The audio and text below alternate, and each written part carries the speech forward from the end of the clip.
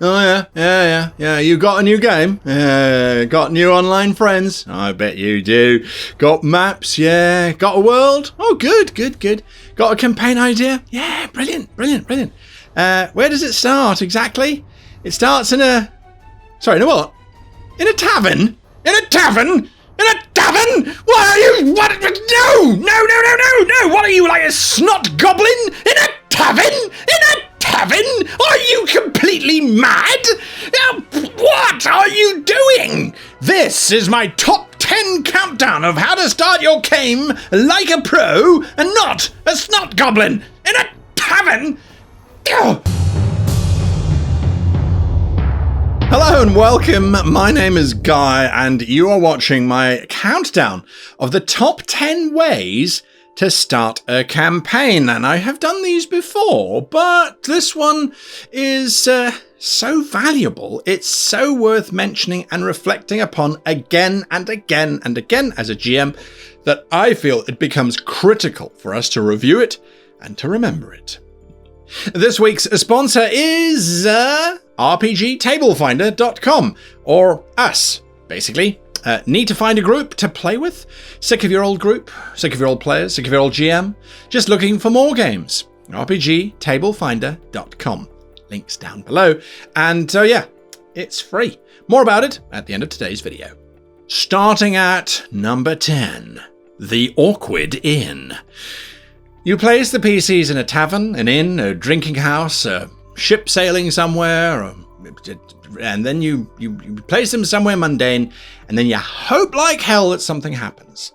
Sure, you've loaded the barmaid with questions, you've given the barkeep a mega backstory, and you even have a bounty board on the wall that the players could wander over to and have a look at. But the trick is that if you don't start something like a tavern fight, or the barmaid goes over to the PCs and says, "Oh, do you want an adventure?" If you don't do something, if you're just letting the PCs to sit there, they're going to be sitting there waiting for something to happen. You're going to be sitting there waiting for something to happen. Everybody's desperately seeking adventure, and it's just not happening. It's a bad precedent to set for your game as well. Everyone's like, "Oh my god, we're going to be looking for adventure for the whole bloody game." It's number 10 because it's a way to start, but it's the wrong way. Number 9. A common summons. Everyone is drawn by an order or a letter to a common place. They arrive at the same time, and this is adventure number 1, so it's as the game begins, so none of the players have a chance of their PCs not going, avoiding it, doing something else before it starts. It's a very railroad way of beginning your game. It takes all of the agency away from the PCs being able to choose not to attend. But, of course, the benefit is that it's an instant mission and there's no negotiation. It's straightforward. Your characters arrive at the Lord's Palace. He tells you the adventure. It's good because the briefing could be by a captain or a general outlining a plan. It could be a military thing, but it is very railroady. Number 8. The common problem. The PCs start in a problematic situation. It could be that their airship is on fire and is about to crash. They could all be in prison or in a collapsing temple or in a room that's filling with water. They might be in the middle of something and they don't know how it started because it's like, right, the room's starting to fill with water. What are you doing? It can cause the party to work together because they have to unite in order to survive. So that's a brilliant technique. But there are lots of questions. How did I get here? Why did I get into this situation? It is a little railroady as well, so bear that in mind. You are setting the precedent for your campaign. Number 7. Amnesia. Everyone has amnesia and is on a journey of discovery as to who are they? Oh, we don't know who we are. Ooh. Unlike a common problem, which presents an immediate crisis for the party to gel around and to work with, amnesia is a slow burner. The PCs could all wake up in their graves and not know what happened, or in a medical ward with no memory of the past. As fun as it is, this then becomes the focus of your PC's campaign, and it's very tropey. It's like, who am I? We must travel and find out.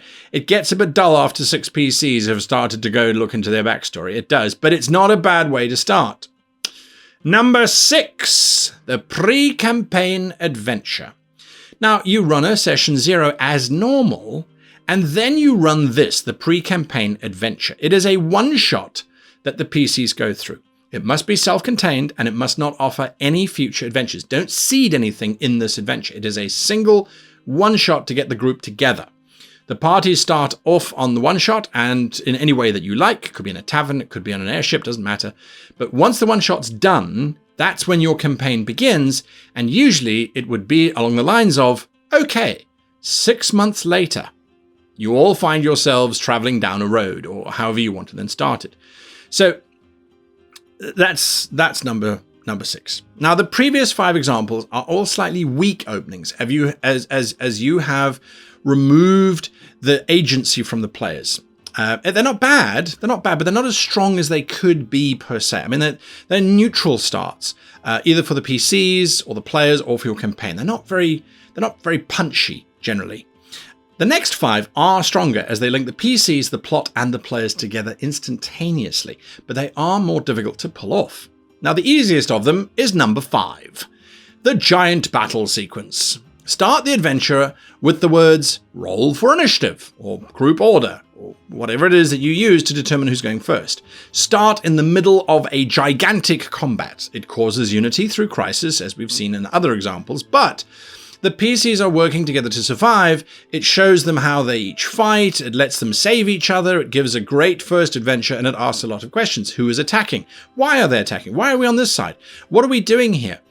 Unlike the common problem, which could be frustrating for players whose PCs are not problem solvers, most characters can do combat and have a bit of fun, and then the battle is over and they're dismissed, and now they're a band of brothers who can now go forward in adventure. Number 4, character backstory links. Ooh.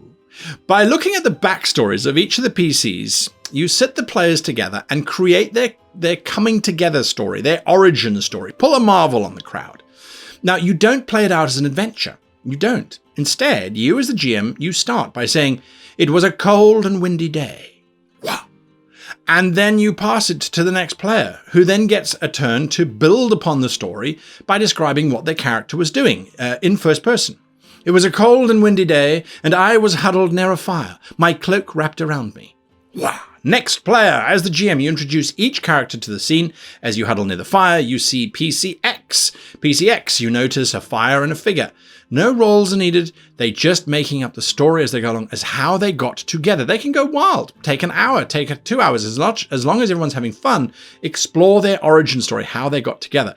It's a very different way of bringing everybody together, and it creates a common backstory, which is very strong. Number 3, the flash forward.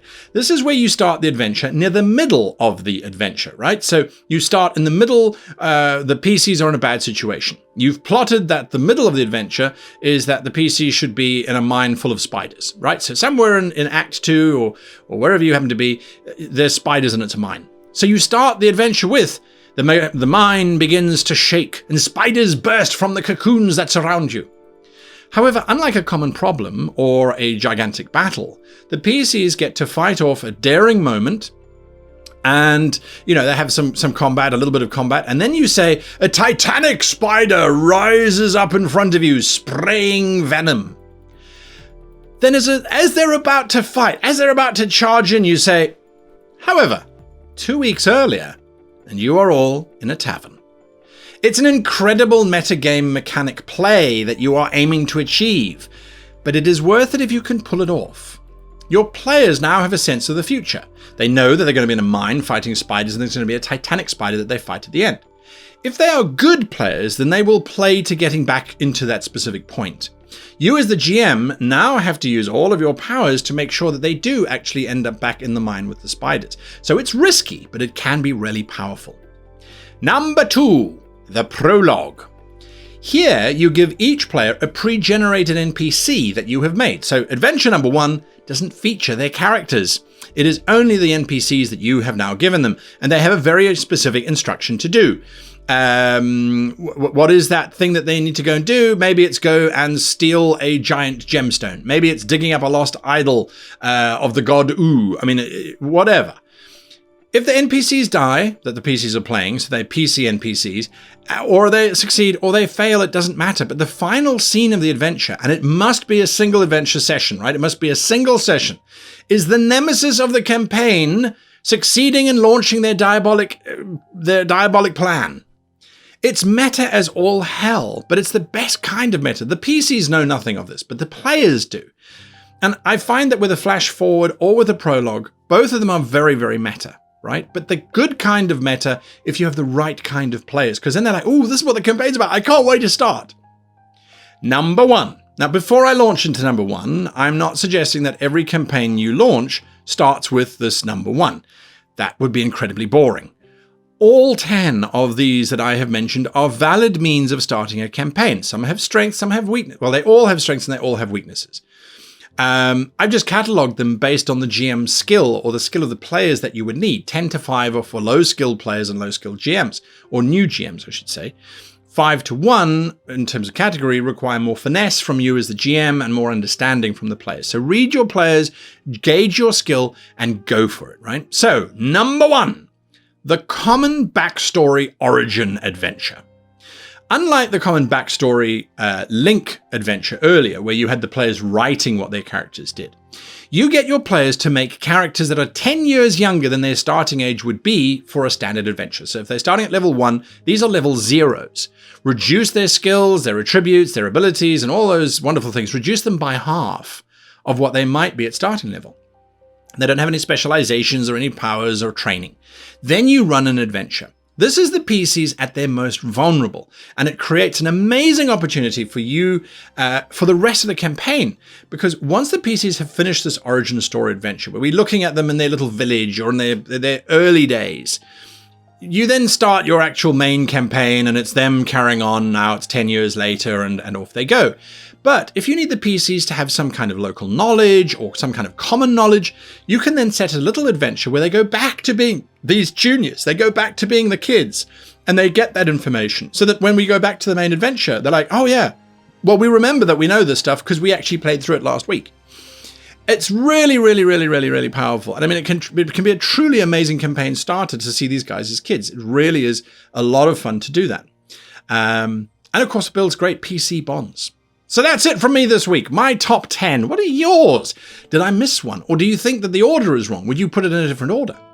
Let me know in the comments down below. So what exactly is RPGTableFinder.com? Well, it's free to use.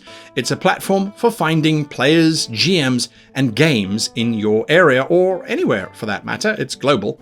In the next couple of weeks, the site is going to expand to include war games and board games, so it doesn't matter what you play, you will be able to find people online who are willing to do the same thing.